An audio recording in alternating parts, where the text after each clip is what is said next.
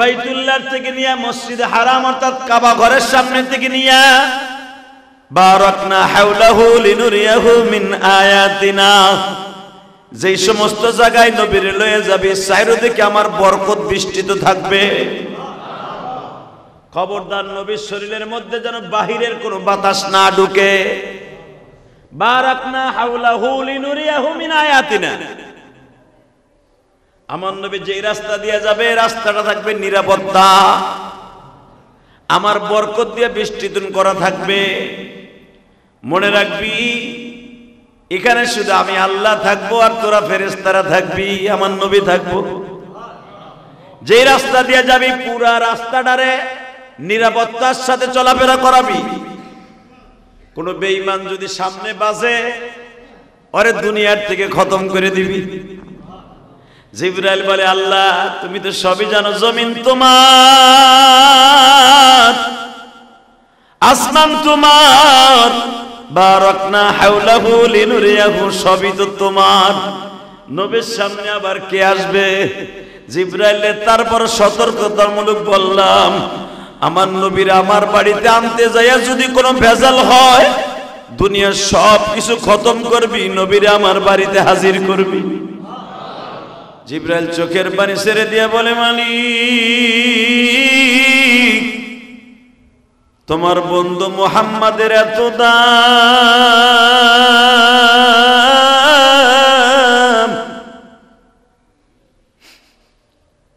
এত দাম তোমার নবী,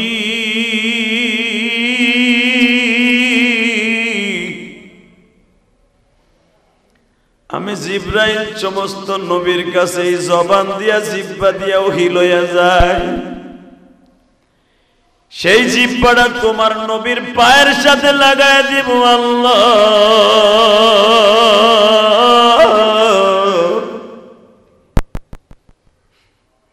আমার আল্লাহ বলে জিবরাইল রে শুধু তোর জিহ্বা না সারা দুনিয়া বানাইছি ওই কদমটা লাগিয়া।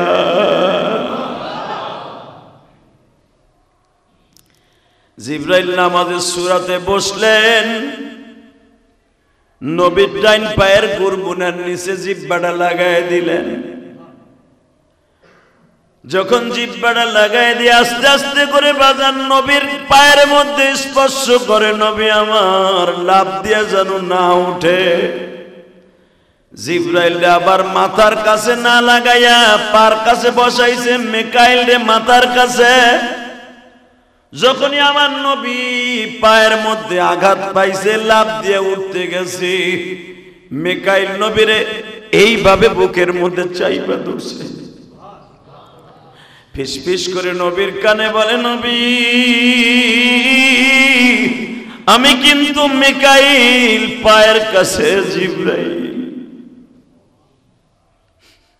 নবী আমার আস্তে করে বসে বলে জিবরাইল রে এই সূরাতে তুমি আমি বুঝলাম না, নবী আপনারে কখন কাবা হাতেমে আনছি আপনি জানেন না? কিছুই জানি না, অনেকদিন আমি রাত্রে ঘুমাই না, আজকে একটু রিল্যাক্সে ঘুমাইছিলাম,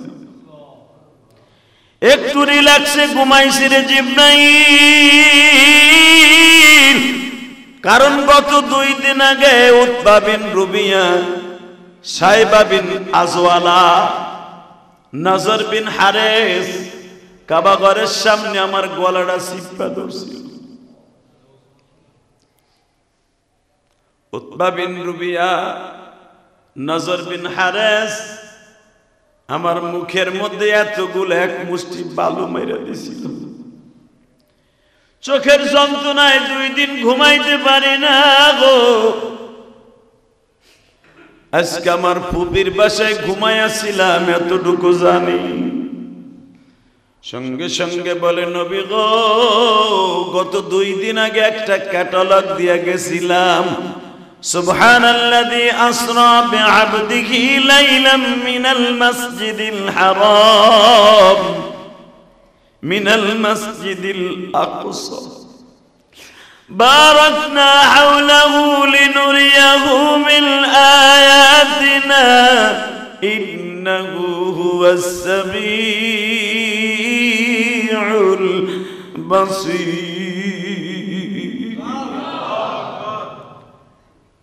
নবী ক্যাটালগটা একটু দেখছিলেন? আমারে নাজেল করছে, আমি এই পর্যন্ত রেখে দিছি। কইতে কইলে বেটা তো আমি জানি না। নবী ক্যাটালগে যেভাবে যেভাবে আছে ওইভাবে ওইভাবে আপনি আল্লাহর বাড়িতে যাবেন ইনশাআল্লাহ তাআলা। আমার নবী মেরাজের রাত্রে 27শে রজব আল্লাহর বাড়িতে বেড়াইতে যাবে ইনশাআল্লাহ। বলেন ইনশাআল্লাহ। 5 ওয়াক্ত নামাজ নিয়ে আসবেন। রজব মাসের 3 তারিখ রমজানের আয়াত নাযিল হয়েছে। এই জন্য এই মাসটা অনেক দামি। এই মাসে যদি কেউ একটা নফল আদায় করে অন্য মাসের থেকে 10 গুণ সওয়াব বেশি হবে।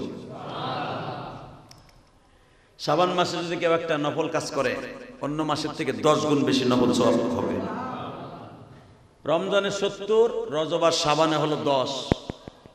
এই মাসে মাসে বেশি বেশি রোজা রাখবেন, নামাজ পড়বেন ইনশাআল্লাহ। বলেন আল্লাহ সুবহানাহু ওয়া তাআলা তার বন্ধুরে আল্লাহর বাড়িতে কেমনে কেমনে নিছে এটা বলার জন্য লং টাইম দরকার। প্রতিটা জুমায় রজব মাসে শাবান মাস মিলিয়া আল্লাহর বাড়ি গেলেন, কেমনে গেলেন, কি পোশাক পরলেন, কি জুতা পাই দিয়ে গেলেন, নবীর আল্লাহর বাড়িতে নিয়ে কি কি খাইতে দিলেন, এগুলো প্রত্যেকটা মুসলমানের জানার দরকার। ঠিক না বে ঠিক? জোরে বলেন, আরো জোরে।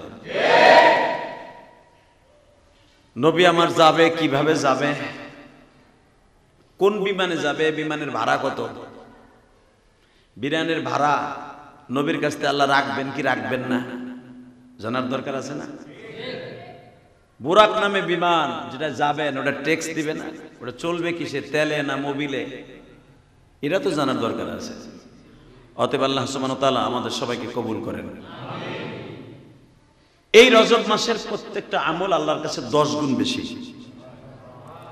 তাহলে এক ওয়াক্ত নামাজ পড়লে 10 গুণ সওয়াব পাবেন ইনশাআল্লাহ। বলেন এই মাসের রোজা আছে 15 তারিখ, রোজা আছে 15 তারিখ, 14 তারিখ রোজা আছে, রাখবেন। 29 তারিখ, 28 তারিখ রোজা আছে। নাহমাদুহু ওয়া নাস্তাঈনুহু ওয়া নাস্তাগফিরুহু ওয়া নু'মিনু বিহি ওয়া নাতাওয়াক্কালু আলাইহি ওয়া নাউযু বিল্লাহি মিন শুরুরি আনফুসিনা ওয়া মিন সাইয়্যাতি আ'মালিনা।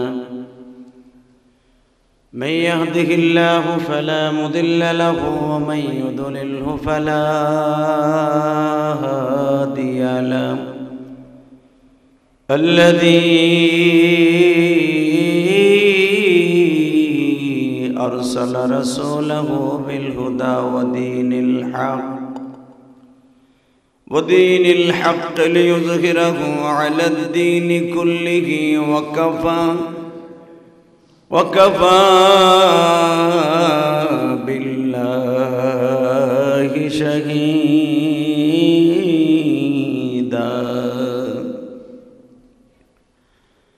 أما بعد فقد قال الله تبارك وتعالى: فأعوذ بالله من الشيطان الرجيم. بسم الله الرحمن الرحيم.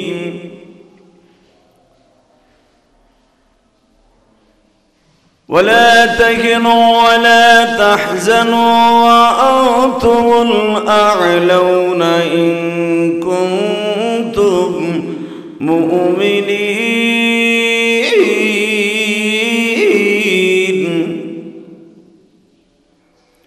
إن الله وملائكته يصلون على النبي يا أيها الذين آمنوا صلوا عليه وسلموا تسليما. اللهم صل على محمد وعلى آل محمد كما صليت على إبراهيم وعلى آل إبراهيم إنك حميد مجيد.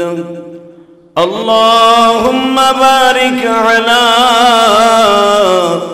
محمد وعلى آل محمد كما باركت على إبراهيم وعلى آل إبراهيم إنك حميد مجيد সকলে বলে আলহামদুলিল্লাহ। আল্লাহ রাব্বুল আলামিন পবিত্র মাহে রজবে তারই ঘরে আগে আগে এসে বসবার তৌফিক দান করেছেন। এই জন্য সকলে একবার বলে আলহামদুলিল্লাহ। قال النبي صلى الله عليه وسلم إذا دخل رجب اللهم بارك لنا في رجب وشعبان وبلغنا رمضان। এই হাদিস, এই দোয়াটা যদি কোনো ব্যক্তি রজব মাসের প্রতিটা জুমার নামাজের পড়ে অথবা 5 ওয়াক্ত নামাজের পড়ে আল্লাহ সুবহানাহু ওয়া তাআলা তার 1 বছর হায়াত বাড়ায় দেয়। সুবহানাল্লাহ। কারণ রাসূল সাল্লাল্লাহু আলাইহি ওয়াসাল্লাম ইদা দাখালা রজব, যখনই রজব মাসের এই মাস উদিত হতেন, চাঁদ উদিত হতে দেরি আছে, রাসূল সাল্লাল্লাহু আলাইহি ওয়াসাল্লাম এই দোয়া পড়তে দেরি করতেন না। রাসূল আকরাম সাল্লাল্লাহু আলাইহি ওয়াসাল্লাম কোনোদিনও বলেন নাই আল্লাহ রোজার মাস পর্যন্ত রোজা রাখার তৌফিক দান করেন এবং রজব আর শাবান মাসের বরকত দান করেন। তাহলে বোঝা গেল রমজান মাস পর্যন্ত আমার বাঁচায় রাখেন। এই কথার দ্বারা বোঝা যায় বিশ্ব নবী মুহাম্মদ রাসূলুল্লাহ সাল্লাল্লাহু আলাইহি ওয়াসাল্লাম রজব আর শাবানকে অনেক দামি করেছেন, অনেক দামি করেছেন, অনেক দামি করেছেন। এত পরিমাণ দামি করেছেন যে এই মাস প্রতিটা নামাজের পরেই রাসূল আকরাম সাল্লাল্লাহু আলাইহি ওয়াসাল্লাম পড়তেন।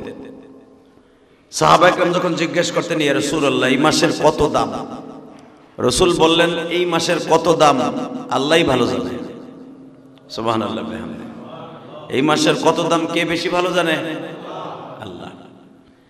এই মাসের এই দোয়াটা যদি কেউ পড়ে ঠিক মতো, আল্লাহুম্মা বারিক লানা ফি রজব ওয়া শাবান ওয়া বাল্লিগনা রমাদান,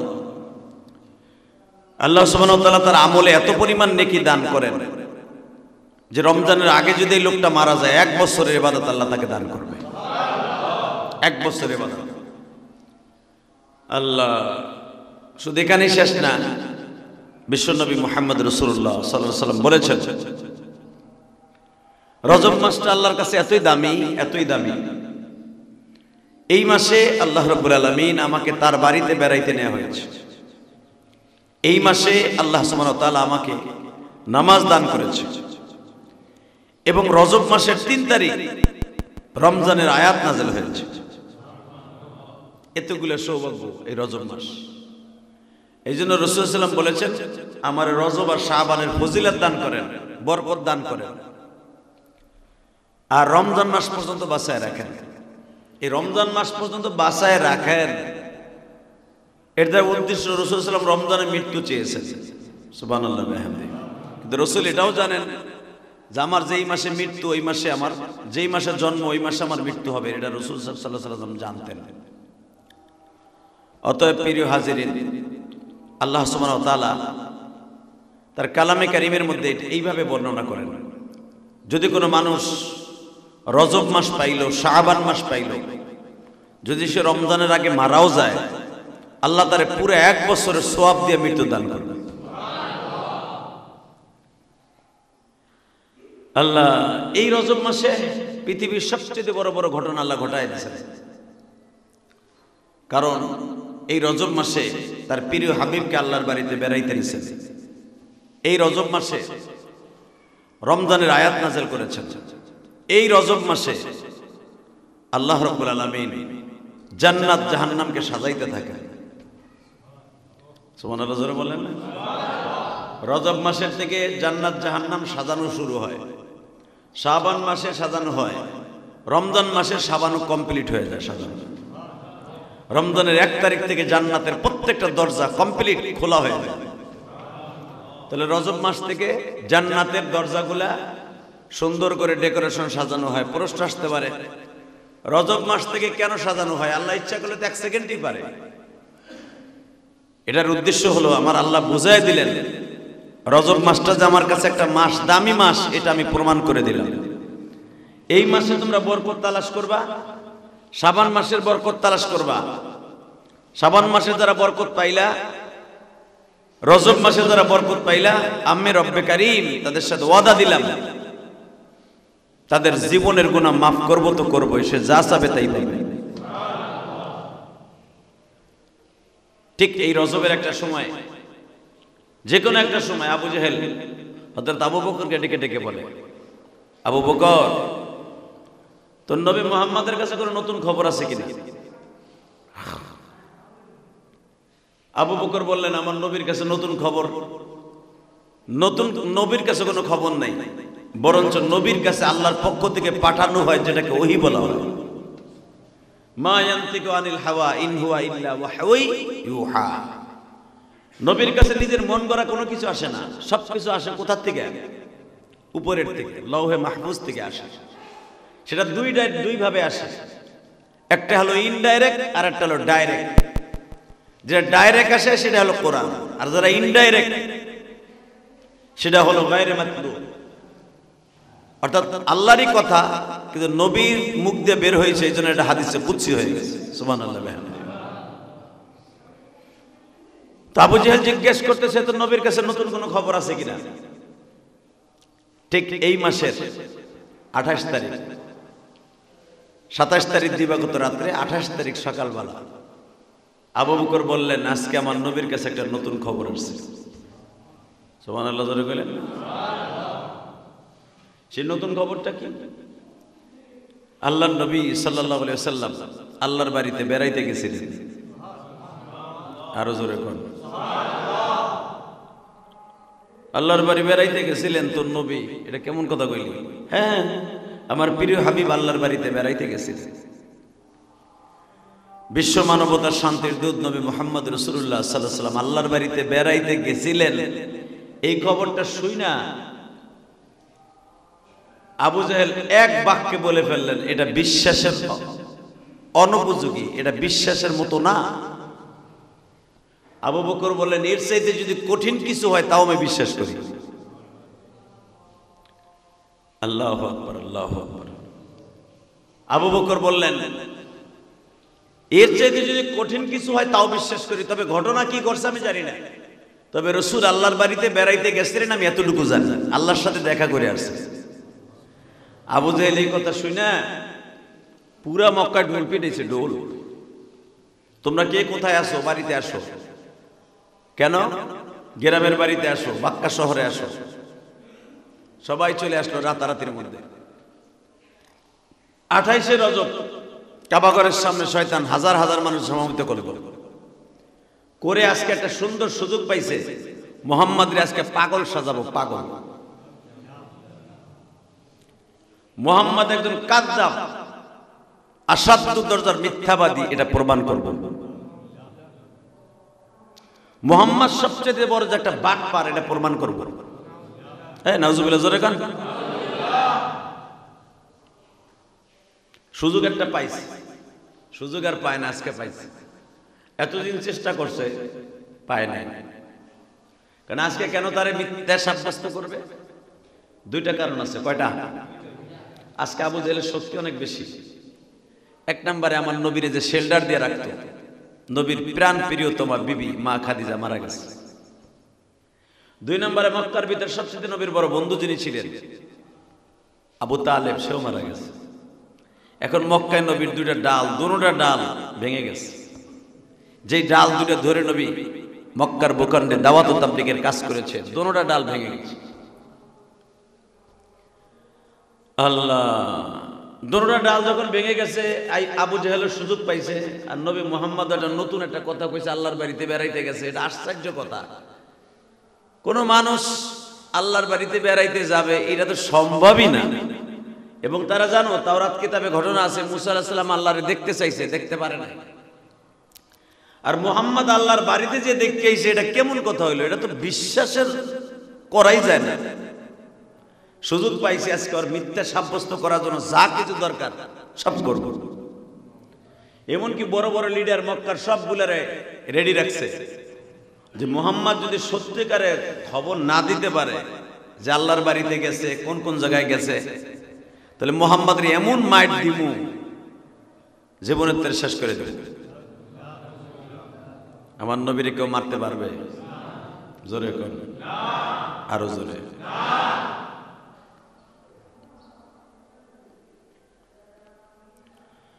বিশ্ব মানবতার শান্তির দূত নবী মুহাম্মদ রাসূলুল্লাহ সাল্লাল্লাহু আলাইহি ওয়াসাল্লাম এমন একজন দামি মানুষ, সে আসমানের দিক চাইলে সূর্য তার অস্তিত্ব বিলীন হয়ে যায়, চন্দ্রের দিকে তাকাইলে চন্দ্র দুখণ্ডিত হয়ে যায়,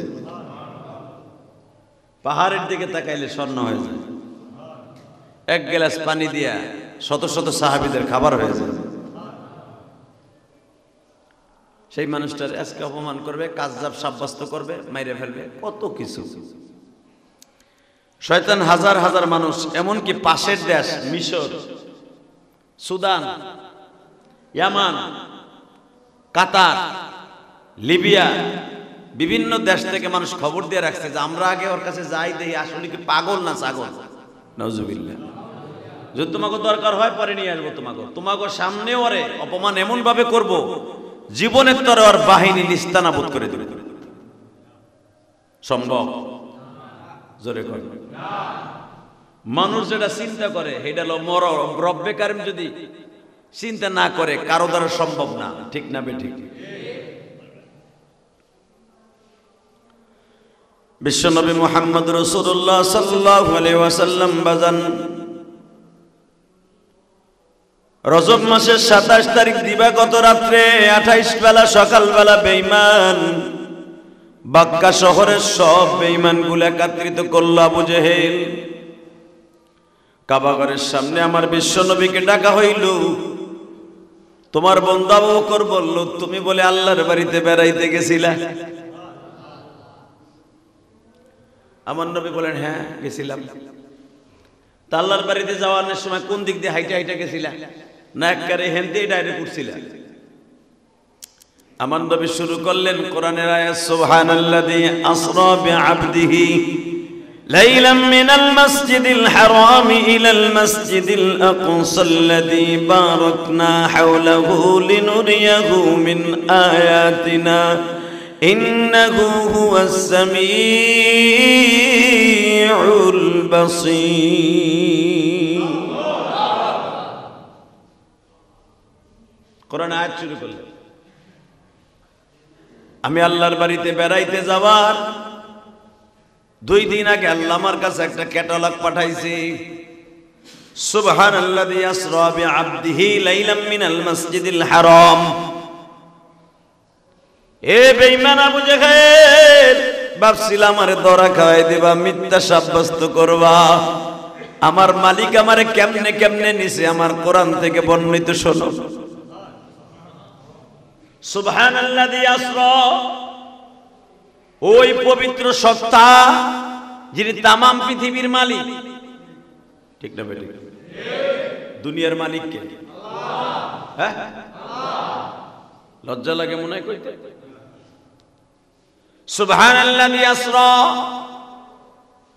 ওই পবিত্র সত্তা যিনি আমারে বানিয়েছে, আবু জেহেল তোরেও বানাইছে, আসমান জমিন বানাইছে, ওই মালিক আমারে গতকালকে রাত্রে ঠিক 12টা 1 মিনিটে আসরা বিআবদিহি, আমারে তার প্রিয় বান্দারে এক রাত্রে।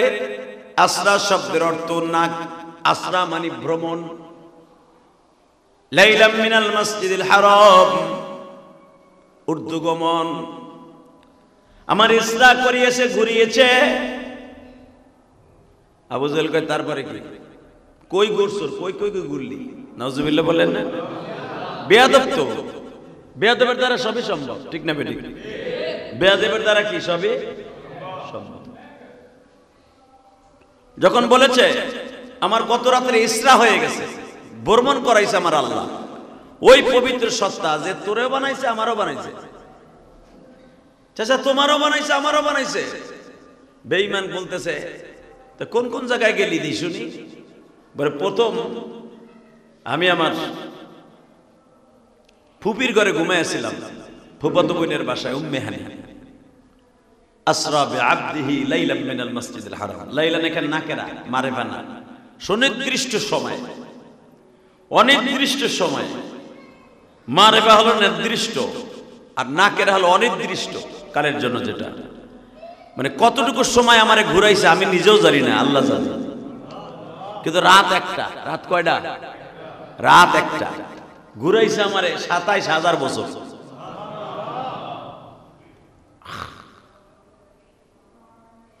যখন বলছে তো কোন কোন জায়গায় কেমনে গেলা, আমি আমার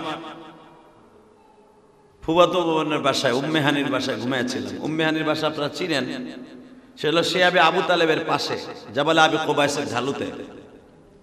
এখানে বিশ্বনবী মাঝে মাঝে ইস্তেরাহাতের জন্য, আরামের জন্য যাইতেন।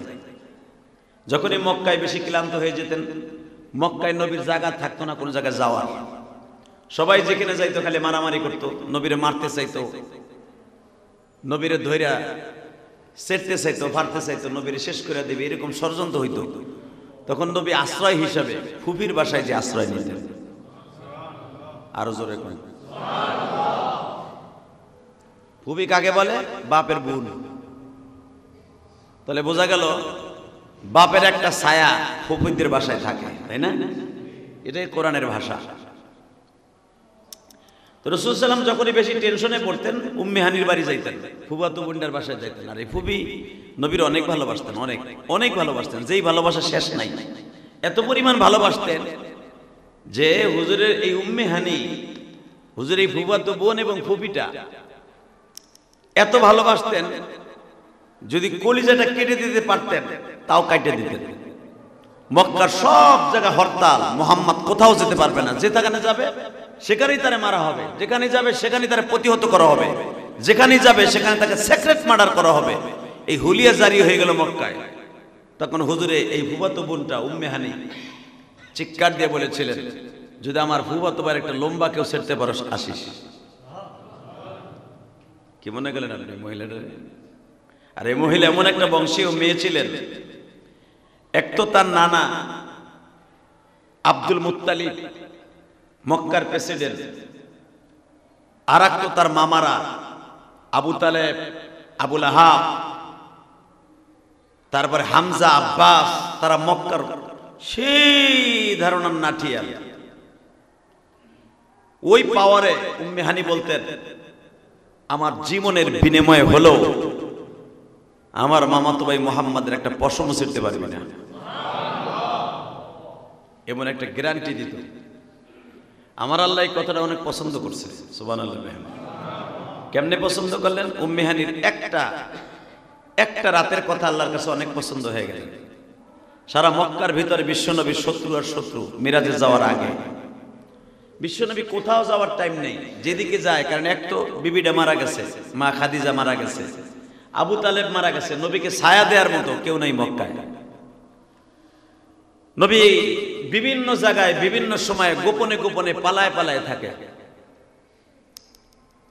উম্মে হানি বলে দিলেন এবং হুজুরের ফুফি বলে দিলেন, বাবা আমার জীবনের বিনিময় হলো তোমার গায়ে একটা লগের টোকা কেউ দিতে পারবে না, তুমি আমার বাসায় চলো।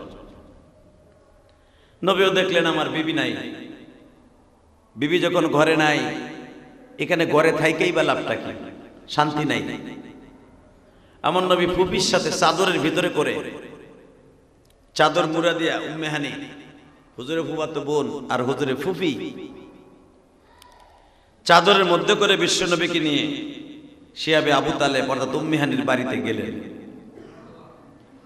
বিশ্বনবী ফুফির সাথে বোরকার মধ্যে চাদরের মধ্যে করে ফুফির বাসায় যখন গেছে, ফুফি আর ফুফাতো বোন রান্দাও নিয়ে বসে দরজায়, যে আমাদের ঘরে যদি কেউ একবার আসে, ওর বডি থাকবে এক জায়গায়, মাথা থাকবে আর এক জায়গায়। সারাটা দিন নবীরে পাহারা দিছে দরজার পর বসে, সারাটা দিন নবীরে পাহারা দিয়া বারবার নবীরে দেখতে যায়, দেখি আমার ফুফাতো ভাই আমার মামাতো ভাইটা টেনশন করে কিনা। ফুপি যে দেখে আমার ভাতিজাটা টেনশন করে কিনা, এদিক দিয়ে আমার আল্লাহ বারবার বলতেছে ওয়ালা তাহজান ইন্নাল্লাহা মানা, টেনশন করেন না, আমি আল্লাহ আছি তো আপনার সাথে। হুজুরে ফুপি যেও বললেন বাবা কোন বেঈমান এখনো আমাদের বাড়ির সামনে আসে নাই, যদি আসে এই তরবারি তোর কল্লা দুই টুকরো হয়ে যাবে, তুমি টেনশন করো না।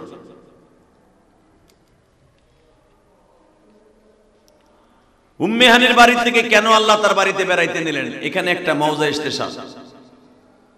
ইচ্ছা করলে আল্লাহ অন্য জায়গা থেকে নিতে পারতেন, অথবা প্রথম শ্রেণী বলতে পারতেন কাবায় হাতিমে শুয়ে থাকেন, ওখান থেকে আমি নিয়ে আসবো। কিন্তু এই ফুপিটার ফুয়াতো বোনের বাসার থেকে কেন নিলেন? এখানে সালে মুকদ্দার জব হলে এটা উম্মে হানি নবীকে এতই ভালোবাসতেন যে রাসূল যদি রাস্তা দিয়ে হাইটা পায়ে একটা কাটা ফুটতো উম্মে হানি ব্যথা পাইত। আরো জোরে আরো জোরে। এমন ফুফু কয়জনের আছে? বাংলাদেশে এমন ফুফু আছে বাতিজাগর সম্পদ মাইরে খাওয়ানোর লেগে ঘুরে বেড়ায়, ঠিক না বেঠিক? হালাকে ফুফুটা কিন্তু এক রাওয়ায়াত আছে তখনও উম্মে হানি কালেমা পড়ে নাই, কালেমা পড়ার আগেই তার ভাতিজাটারে জীবনের চাইতে বেশি ভালোবাসে। আর এক রাওয়ায়াত আছে উম্মে হানিও কালেমা পড়ছে, হুজুরে ফুফিও কালেমা পড়ছে। বা ইখতিলাফ, যদি কালেমা না পড়ে থাকে বুঝেন কাফের অবস্থায় ভালোবাসার গভীরত্ব কত। এই ভালোবাসার খাতিরে কালেমা না পড়ার কারণেও তার বাড়ি থেকে আল্লাহর বাড়িতে বেড়াইতে গেছে। আর যদি কালেমা পড়ে থাকে তাহলে উম্মে হানির জন্য আল্লাহ জান্নাতের প্রতিটা দরজা খুলে দিয়েছে। আরো জোরে কর।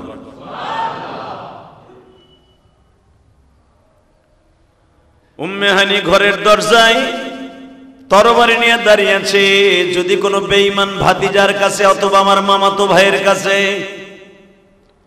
একটা সময়ের জন্য, যদি একটু সময়ের জন্য ডিস্টার্ব করতে আসে, ওর কল্লা থাকবে এক জায়গায়, বডি থাকবে আর এক জায়গায়। বাংলাদেশেও যদি আমার নবীর বিরুদ্ধে কেউ কথা বলে, ওর কল্লা থাকবে এক জায়গায়, বডি থাকবে আর এক জায়গায়।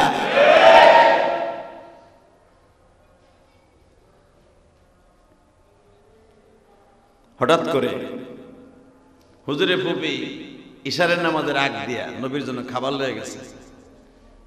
তাফসিরে মারুফুল কোরআনে দেখলাম সূরা বনী ইসরাঈলের তাফসিরে আসছে, খাবার নিয়ে গেছে, নবী আমার খায় না, খালি চোখ দিয়ে পানি পড়ে। উম্মে হানি জিজ্ঞেস করে বাবা আপনার কি টেনশন লাগতেছে? আপনার কি অনেক টেনশন লাগতেছে?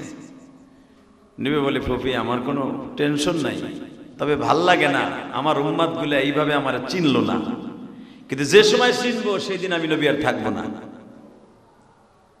উম্মে হানি বলেন বাবা আমি তোমার দরদ বুঝি, তোমার কষ্টটা বুঝি, তোমার মালিকও তোমার কষ্ট বুঝে।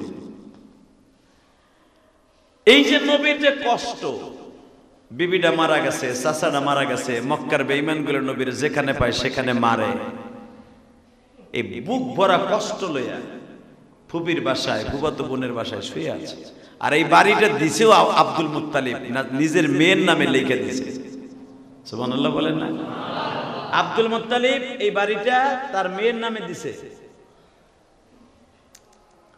তো এই অবস্থায় উম্মে হানি হুজুরে ফুপি বলে বাবা তোমার টেনশনের কোনো কারণ নাই, সারাটা রাত্র রিল্যাক্সে থাকবা, ঘুমাইবা, আমি তোমার ফুপি, তোমার বাবার ঘেরান আমার গায়ের থেকে আসে, কারণ তোমার বাবার চেহারা আর আমি তোমার ফুপুর চেহারা একই কোয়ালিটির মানুষে বলে, এই জন্য আমি তোমার ভালোবাসি, আর তোমার চেহারার সাথে আমার চেহারার মিল আছে। আমি রাস্তায় বের হলে সবাই বলে ওই যে দেখো মুহাম্মাদের সবচেয়ে বড় বান্ধবী আইছে। অতএব তোমার আমি কত ভালোবাসি তুমি নিজেও জানো না। আমার নবী কাঁদে আর বলে ফুপি গো আমার মন কেন জানে বলে যদি আজকে আমার মা বাইসে থাকতো, আমার মা যদি বাইসে থাকতো, মক্কার অলিতে গলিতে প্রত্যেকটা খবর লইয়া গোয়েন্দা হিসাবে আমার কানে পৌঁছায় দিত। এইবার উম্মে হানি হুজুরে ফুফি একটা লাভ দিয়ে দাঁড়ায় বলে, বাবা তুমি কি ভাবো তোমার খবর আমি লই না? তোমার প্রত্যেকটা খবর আমি উম্মে হানি প্রতিদিনের খবর প্রতিদিন লই। তুমি কোথায় যাও, কোথায় খাও, কোথায় কি করো, সব আমার কাছে আছে। তুমি যদি এক একটা করে আমারে বলতে শুনতে চাও, আমি এক একটা করে বলে দিতে পারি। তুমি গতকালকে আবু জাহেলের হাতে থাপ্পড় খাইছো, পুরা মক্কার মধ্যে এলান হয়ে গেল, উতবা বিন রুবিয়া তোমার চোখের মধ্যে এক মুষ্টি বালু মেরে দিছে, তুমি যন্ত্রণায় কালকে রাত্রে ঘুমাইতে পারো নাই। ওই যন্ত্রণাটা দূর করার জন্য আজকে আমার বাড়িতে আনছে তোমার ঘুম পড়াবার জন্য। তুমি ঘুমাও, আমি ফুফু দাঁড়ায় আছি। আমার বিশ্ব নবী ফুপির কাছ থেকে বিদায় নিয়ে বাবা খাটের উপরে শুয়ে পড়লেন। আমার আল্লাহ ডেকে ডেকে বলে, ও জিবরাইল, জান্নাত থেকে স্পেশালি ৭০,০০০ ফেরেশতা লও, তুই নিজে আজকাল হাবার হয়ে যাবি। আল্লাহ কোথায় যাব? যায় দেখ আমার বিশ্ব নবী ফুপির বাসায় ঘুমায়। যা, ফুফাতো বোনের রুমের মধ্যে ঘুমায়। প্রথম যাইয়া ফুফাতো বোনের ছাদটারে ফাটায় ফেলবি। ছাদটা ফাটাইয়া দুইজনে মিলিয়ে আমার নবীরে কোলে নিবি। কোলে নিয়ে কাবা হাতিমের মধ্যে ঘুম পড়ায় দিবি। নবী আমার রিল্যাক্সে ঘুমাবে ১২টা ১ মিনিট পর্যন্ত। এরপরে আমার নবী কিনে আমার বাড়িতে উড়াল মারবি। কিন্তু আসরা বিআবদিহি লাইলাম মিনাল মাসজিদিল হারাম, বাইতুল্লাহ থেকে নিয়ে মসজিদে হারাম অর্থাৎ কাবা ঘরের সামনে থেকে নিয়ে বারাকনা হাওলাহু লিনুরিয়াহু মিন আয়াতিনা, যেই সমস্ত জায়গায় নবীর লয়ে যাবি চারিদিকে আমার বরকত বৃষ্টিত থাকবে। খবরদার নবীর শরীরের মধ্যে যেন বাহিরের কোনো বাতাস না ঢুকে। বারাকনা হাওলাহু লিনুরিয়াহু মিন আয়াতিনা, আমার নবী যেই রাস্তা দিয়ে যাবে রাস্তাটা থাকবে নিরাপত্তা, আমার বরকত দিয়ে বৃষ্টিতন করা থাকবে। মনে রাখবি এখানে শুধু আমি আল্লাহ থাকবো আর তোরা ফেরেশতারা থাকবি, আমার নবী থাকবো। যেই রাস্তা দিয়ে যাবি পুরা রাস্তাটারে নিরাপত্তার সাথে চলাফেরা করাবি। কোন বেঈমান যদি সামনে বাজে ওরে দুনিয়ার থেকে খতম করে দিবি। জিবরাইল বলে, আল্লাহ তুমি তো সবই জানো, জমিন তোমার, আসমান তোমার, বারাকনা হাওলাহু লিনুরিয়াহু, সবই তো তোমার। নবীর সামনে আবার কে আসবে? জিবরাইলের তারপর সতর্কতামূলক বললাম, আমার নবীর আমার বাড়িতে আনতে যাইয়া যদি কোনো ভেজাল হয় দুনিয়ার সব কিছু খতম করবি, নবীর আমার বাড়িতে হাজির করবি। ইন্নাহু হুয়াস সামিউল বাসির, আমি কিন্তু দেখতাছি আর শুনতাছি, তুই করস কি নবীর লাগে? আমি আল্লাহ সব দেখতাছি। নবী ঘুমিয়ে আছে ডাইন হাতটা কাঁধে দিয়া, বিবি নাই, চাচা নাই। ইন্দিমি টাইমে জিবরাইল হুজুরের মাথার কাছে দাঁড়ান, মিকাইল পার কাছে দাঁড়ান। নবী আমার আরামে ঘুমাচ্ছে। জিবরাইল আল্লাহরে জিজ্ঞেস করে, আল্লাহ উডামু কেমনে? আল্লাহ বলে উড়ান যাবে না, নবী ঘুমাবে এইভাবে কোলে করে নিয়ে কাবা হাতিমে ঘুম পড়াবে। ছোট বাচ্চা এক খাটে ঘুমাইছে, অন্য খাটে নিলে কিন্তু বাচ্চা ঠিকও পায় না যে কখন তার বারান্দার থেকে ঘরে নিয়ে গেছে, ঠিক না? ঠিক আমার নবীর ঘুমটা মিরাজের রাত্রে এরকম। জিবরাইল কোলে নিছে, মিকাইল পার কাছে দৌড়ছে, ৭০,০০০ ফেরেশতা বারাকনা হাওলাহু লিনুরিয়াহু মিন আয়াতিনা। ৭০,০০০ ফেরেশতা পুরা জায়গাটারে আমানতের সাথে একবারে নিরাপত্তার সাথে এমন ভাবে আল্লাহর বরকত দিয়ে সাজাইছে যে নবীর গায়ে কোনো গজবের আবহাওয়া স্পর্শ না করে। উম্মে হানির ঘরের থেকে কাবা হাতিমের মধ্যে শোয়াই দিলেন।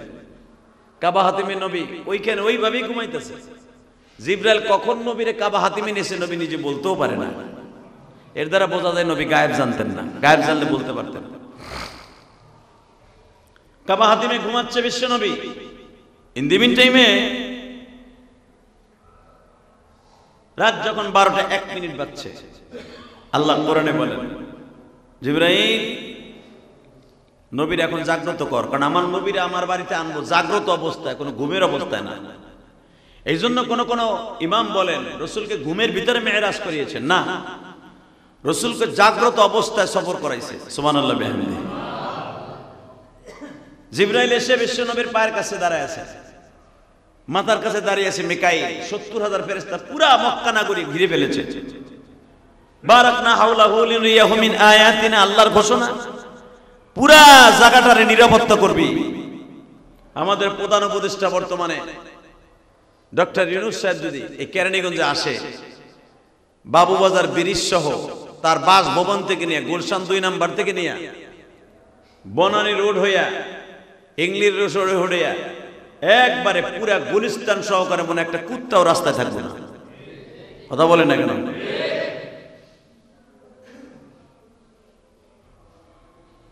আল্লাহ, তাহলে দুনিয়ার একটা সাধারণ একটা উপদেষ্টা, একটা প্রেসিডেন্ট যদি আমাদের দেশে, যদি আমেরিকান প্রেসিডেন্ট ডোনাল্ড ট্রাম্প আসে, ডোনাল্ড ট্রাম্প যদি বাংলাদেশে নামে, শেরাটন পর্যন্ত সে আসবে, বিমানবন্দর থেকে মনে হয় একটা কুত্তাও থাকবে না। কথা বলেন না কেন? জোরে করেন, আরো জোরে।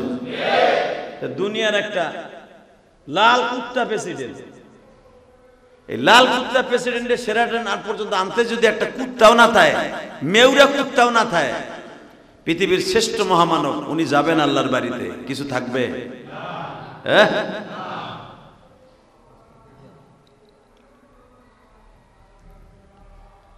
বারাকনা হাওলাহু লিনুরিয়াহু মিন আয়াতিনা ইন্নাহু হুয়াস সামিউল বাসীর।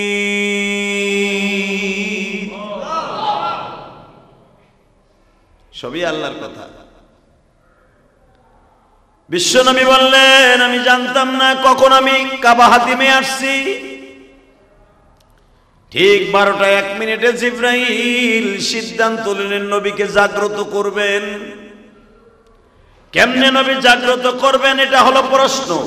এখানে ইখতিলাফ। জিবরাইলকে আল্লাহ বলে দিয়েছে, ইন্নাহু হুয়াস সামিউল বাসীর, আমি আল্লাহ দেখতাছি, আমার জ্ঞানও আছে, তুই কেমনে আমার নবীর সাথে কি ব্যবহার করছ। কারণ আমার বাড়িতে আনতে হইব, চারিদিকে রহমত বরকত থাকবে, তার সাথে কিন্তু এমন কাজ করা যাবে না যে নবী কষ্ট পাবে। এখানে তো তার বন্ধু চিফ গেস্ট নবী মুহাম্মাদের খেলা আর আল্লাহর খেলা। এখানে আমি জিবরাইল মাঝখানে ভাটা বাসায় লাভ নাই। আল্লাহ তুমি শিখাই দাও, তুমি শিখাই দাও, তোমার বন্ধুর ঘুমাইতে উঠা মুখাম নেই। সুবহানাল্লাহ বলেন না? তুমি শিখাই দাও, তুমি শিখাইলে আমি পারবো। আল্লাহ বললেন, তোর জিব্বার মতো আমি 2টা জিনিস দিয়ে বানাইছি। 2টা? কয়টা? জিবরাইলের জিব্বার মধ্যে 2টা ধাতু দিয়ে আল্লাহ বানাইছিলেন। 2টা। আমাদের জিব্বা সামনের পাশ হলো ধারালো, আর এই পাশ হলো লালা। মনে রাখবেন, তাফসিরে জালালির মধ্যে আসছে, সূরা বনী ইসরাঈলের তাফসিরে, মানুষের জিব্বার এই পাশ ধার কেন? আপনার খাবারটা জিব্বা ঘুরে ঘুরে দাঁতের নিচে দেয় না আঙ্গুল দিয়ে দেন? কথা কন না কেন? খাবার গোস্তটা ঢুকাই দিলেন গালে, ওটাকে আঙ্গুল দিয়ে দিয়ে দাঁতের নিচে দেন? এই বড় মেয়ে দেয়, এই বড় মেয়ে।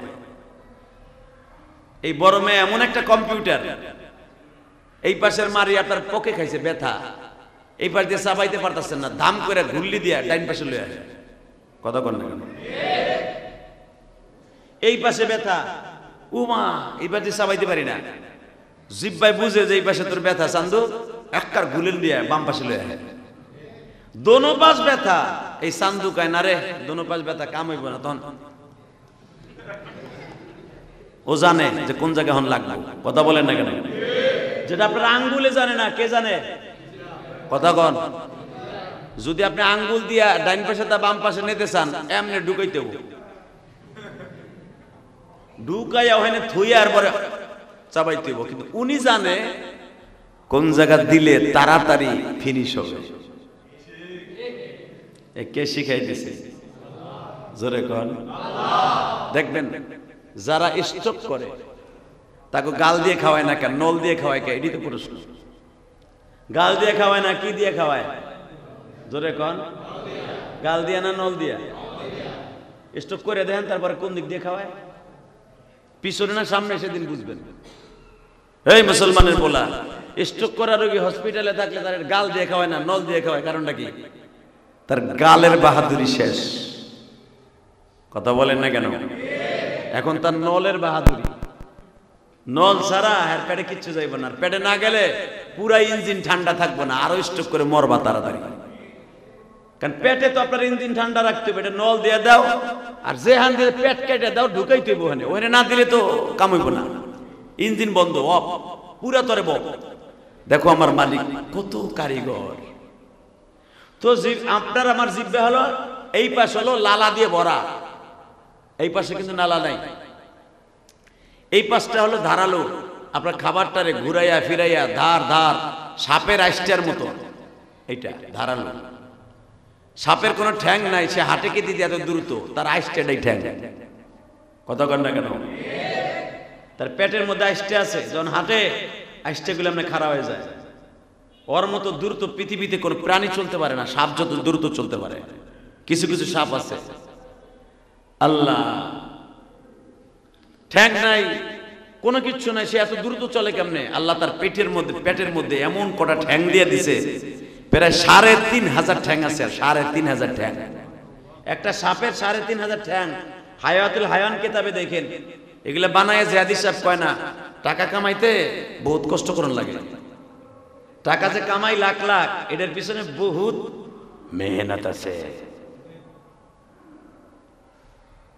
আপনি জানতেন যে সাপের প্যাডের নিচে ৩,৫০০ ঠ্যাং আছে? কথা কন না কেন?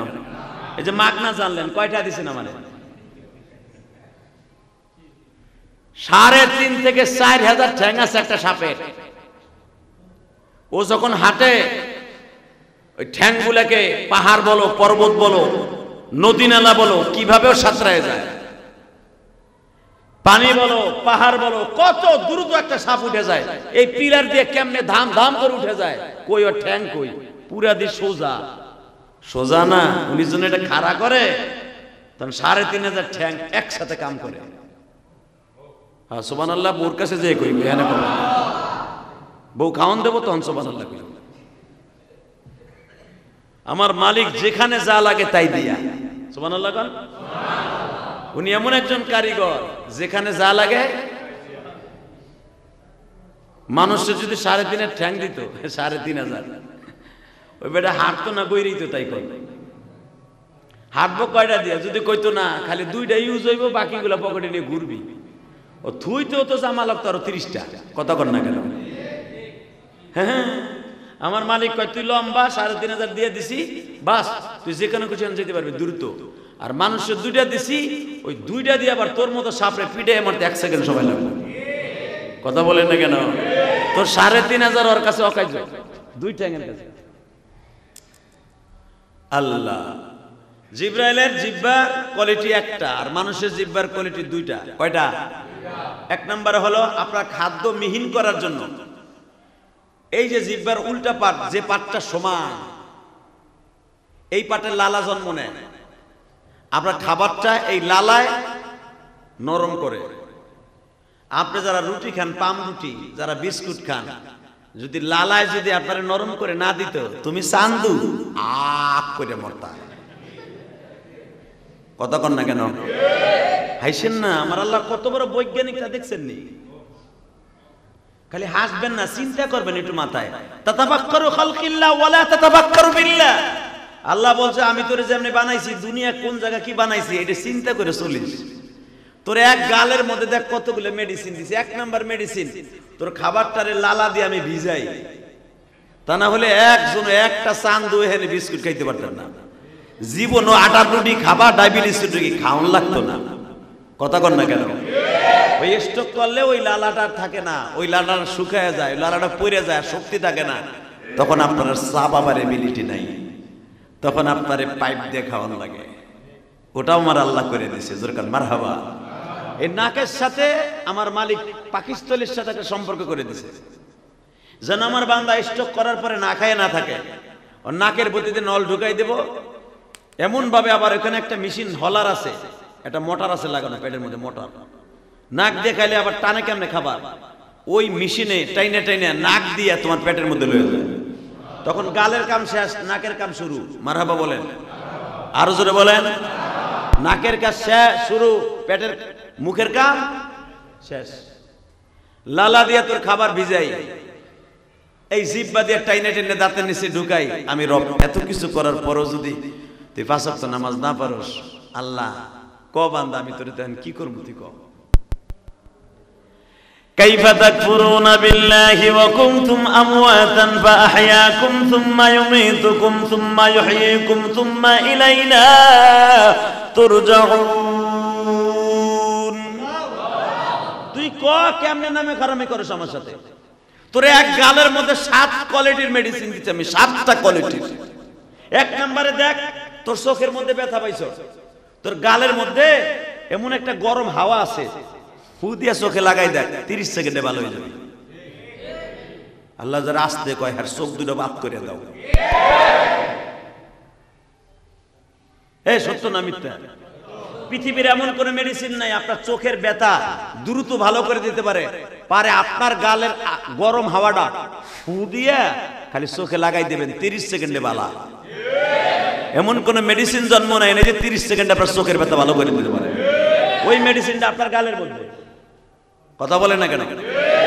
কেউ যদি আপনার চোখের মধ্যে তেলা উঠছে, তেলা আছে না, তেলা উঠলে ইমাম আবু হানিফা বলেন এবং আবু হানিফা রাহমাতুল্লাহ বলেন এবং হাকিমুল উম্মাত মুজাদ্দিদে জামান, সমস্ত উম্মাতের ডাক্তার, হাকিমুল উম্মাত মানে কি সমস্ত উম্মাতের ডাক্তার, তিনি হলেন আশরাফ আলী থানভী। বেহেশতে জিওরের মধ্যে একটা ঔষধ লেখছে, যদি কারো চোখে কেতর হয়, চোখে ছান্দি পড়ে, চোখে ফুলি পড়ে, ফাকাশাফনা আনকা গিতাআকা ফাবাসারিকা আল ইয়াউমাল হাদিদ, এই আয়াতটা পড়া মুখের মধ্যে থেকে লালালিয়া প্রতিদিন খালি এমনি ডলা দিবেন, চোখের জ্যোতি ভালো হয়ে যাবে। চোখের 1 নাম্বার মেডিসিন আপনার চোখের 1 নাম্বার মেডিসিন আপনার গালের মধ্যে। কথা বলেন না কেন? কারো চোখে যদি ময়লা হয়, ওঠে লাল হয় না, আপনার নিজেরটা নিজে ভাপ দিয়ে গামছার মধ্যে দিয়ে ভাপ দিবেন, 3 দিন দেওয়ার পরে ভালো হয়ে যাবে। আল্লাহ বলে এই কারিগর আমি, তোর মেডিসিন তোর মধ্যে আছে। তো আপনার এই পাশ থেকে লালা জন্ম নেয়, আর এই পাশ থেকে খাবার ঘুরে ঘুরে দাঁতের নিচে দেয়, আর জিব্রাইলের পুরা জিব্বাটাই নরম, কারণ জিব্রাইলের তো খাওয়ান লাগে না। জিব্রাইলের দাঁত আছে, জিব্বা আছে, সব আছে, কিন্তু তার জিব্বাটা আপনার আমার মতো না। তার জিব্বা হলো পুরা আপনার উল্টা পার যেরকম এরকম সরু। রব্বে কারীম বলেন, জিব্রাইল রে, তোর জিব্বাটা আমি কেন এরকম বানাইছি জানো? শুধু একদিন ইউজ করার জন্য, একদিন ব্যবহার করবি, একদিন, এই জন্য বানাইছি। তোরে কোটি কোটি কোটি বিলিয়ন কোটি বছর বাঁচায় রাখবো, শুধু একটা দিন, শুধু তোর জিব্বাটা ইউজ করার জন্য। আজকে সেই দিনটা কি করবো আল্লাহ? তোর জিব্বাটা ধারালো থাকতে নবী আমার কষ্ট পাবে, সুরসুরি লাগবে, সুরসুরি, কারণ ধারালো জিব্বা দিয়া চাটা দিলে কষ্ট পাবে। তোর এই সরু জিব্বাটা দিয়া নবীর পার নিচে লাগাই দে। তোর আজকে বললাম তোর জিব্বাটা আমি এমনি বানাইছি কেন? জিব্রাইল চোখের পানি ছেড়ে দিয়া বলে, মালিক, তোমার বন্ধু মুহাম্মাদের এত দাম,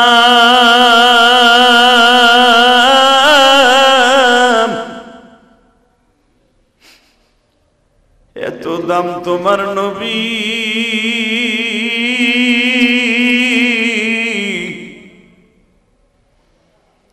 আমি জিব্রাইল সমস্ত নবীর কাছে এই জবান দিয়া জিব্বা দিয়া ওহী লইয়া যায়, সেই জিব্বাটা তোমার নবীর পায়ের সাথে লাগায় দিব আল্লাহ।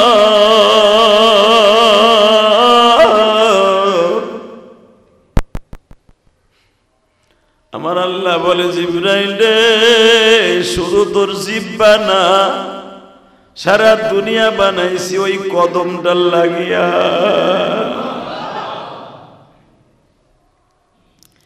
জিব্রাইল নামাজের সূরাতে বসলেন, নবীর ডাইন পায়ের গুরগুনার নিচে জিহ্বাটা লাগায় দিলেন। যখন জিহ্বাটা লাগায় দিয়ে আস্তে আস্তে করে বাজান নবীর পায়ের মধ্যে স্পর্শ করে, নবী আমার লাফ দিয়ে যেন না উঠে। জিব্রাইল আবার মাথার কাছে না লাগাইয়া পার কাছে বসাইছে, মিকাইল রে মাথার কাছে।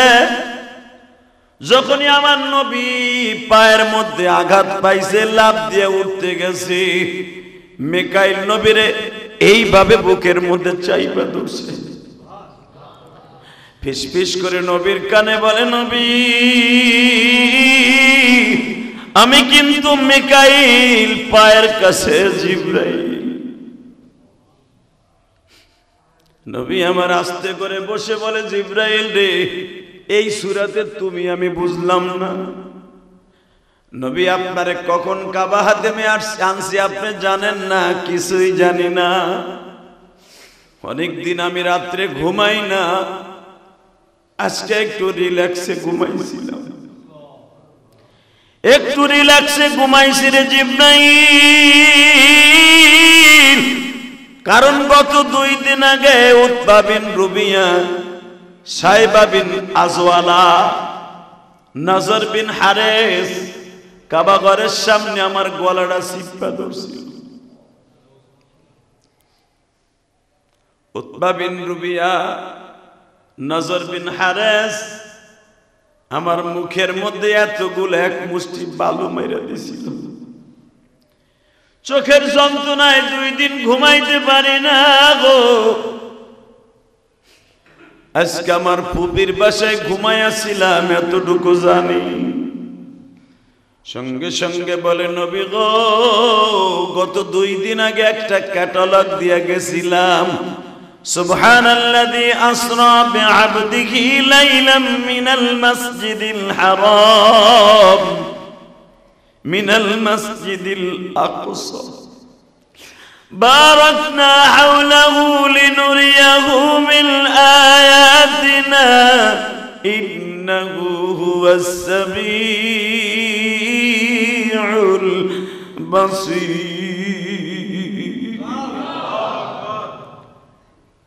নবী ক্যাটালগটা একটু দেখছিলেন? আমারে নাজেল করছে, আমি এই পর্যন্ত রেখে দিছি। কইতে কইলে বেটা তো আমি জানি না। নবী ক্যাটালগে যেভাবে যেভাবে আছে ওইভাবে ওইভাবে আপনি আল্লাহর বাড়িতে যাবেন ইনশাআল্লাহ তাআলা। আমার নবী মেরাজের রাত্রে 27শে রজব আল্লাহর বাড়িতে বেড়াইতে যাবে ইনশাআল্লাহ। বলেন ইনশাআল্লাহ। 5 ওয়াক্ত নামাজ নিয়ে আসবেন। রজব মাসের 3 তারিখ রমজানের আয়াত নাযিল হয়েছে। এই জন্য এই মাসটা অনেক দামি। এই মাসে যদি কেউ একটা নফল আদায় করে অন্য মাসের থেকে 10 গুণ সওয়াব বেশি হবে। শাবান মাসে যদি কেউ একটা নফল কাজ করে অন্য মাসের থেকে 10 গুণ বেশি নফল সওয়াব হবে। রমজানে 70, রজব আর শাবানে হলো 10। এই মাসে মাসে বেশি বেশি রোজা রাখবেন, নামাজ পড়বেন ইনশাআল্লাহ। বলেন আল্লাহ সুবহানাহু ওয়া তাআলা তার বন্ধুরে আল্লাহর বাড়িতে কেমনে কেমনে নিছে এটা বলার জন্য লং টাইম দরকার। প্রতিটা জুমায় রজব মাসে শাবান মাস মিলিয়া আল্লাহর বাড়ি গেলেন, কেমনে গেলেন, কি পোশাক পরলেন, কি জুতা পাই দিয়ে গেলেন, নবীর আল্লাহর বাড়িতে নিয়ে কি কি খাইতে দিলেন, এগুলো প্রত্যেকটা মুসলমানের জানার দরকার। ঠিক না বে ঠিক?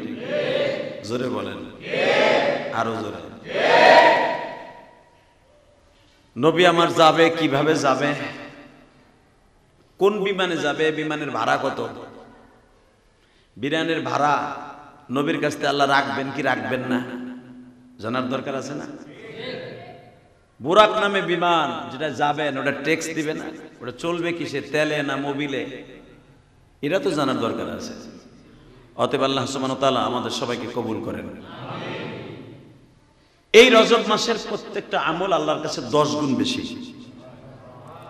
তাহলে এক ওয়াক্ত নামাজ পড়লে 10 গুণ সওয়াব পাবেন ইনশাআল্লাহ। বলেন এই মাসে রোজা আছে 15 তারিখ, রোজা আছে 15 তারিখ, 14 তারিখ রোজা আছে রাখবেন, 29 তারিখ 28 তারিখ রোজা আছে রাখবেন। আল্লাহ তাআলা আমাদের সবাইকে কবুল করেন।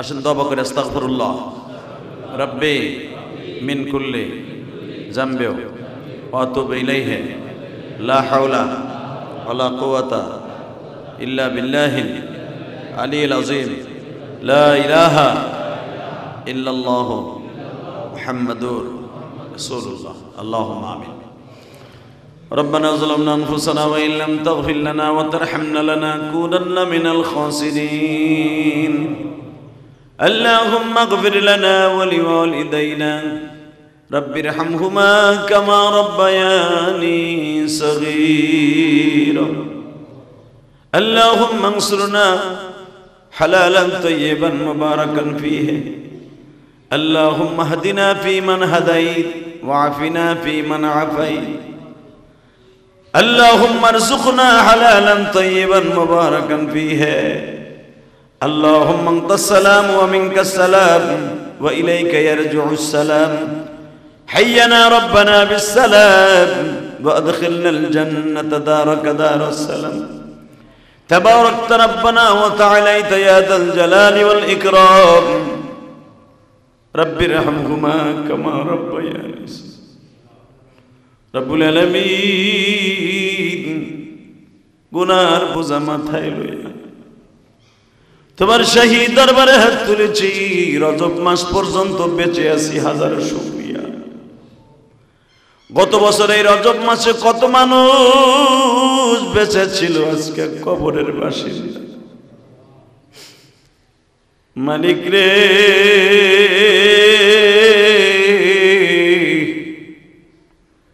কে কোন জায়গায় কোন অবস্থায় আছে কিচ্ছু জানি না মেহেরবানি করে প্রত্যেকের জীবনের গুনাহ মাফ করে দাও আয় আল্লাহ তাআলা যারা আমার সাথে আমিন আমিন বলছে এদের মধ্যে কার যেন জনম দুঃখিনী মা নাই পৃথিবীতে মায়ের মতো দরদি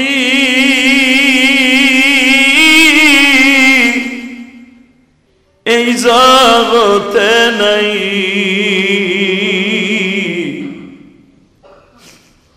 বাবার মতো দরদি এই জগতে নেই যাদের বাবা মা কবরে কবরটা জান্নাতের বাগান বানায় দিও এই রজব মাসের খাতিরে তাদের আমলগুলো 10 গুণ বৃদ্ধি করে দিও আল্লাহ মসজিদ মাদ্রাসায় যারা দান করে তাদের দানগুলো কবুল কইরা লইও সারা বাংলাদেশের মাদ্রাসাগুলো কবুল করে লো আমার ছোট্ট দেশ বাংলাদেশকে সমস্ত শয়তানের ওয়াসওয়াসা থেকে হেফাজত করো আল্লাহ আমাদের দোয়া কবুল মঞ্জুর করিয়া লও ও মালিক অনেকের ব্যবসা বাণিজ্য খারাপ বরকত দিয়ে দাও হালাল রিজিকের ব্যবস্থা করে দাও যারা অসুস্থ আছে তাদের সুস্থ বানায় দাও আল্লাহ যে যেখান থেকে হাত তুলছে প্রত্যেকের জীবনের গুনাহ মাফ কইরা দাও সাল্লাল্লাহু তাআলা আলা খায়রি খালকিহি মুহাম্মাদি ওয়া নূরি আরশিহি সাইয়্যিদিনা মাহুম বিরহমাতিকা ইয়া আরহাম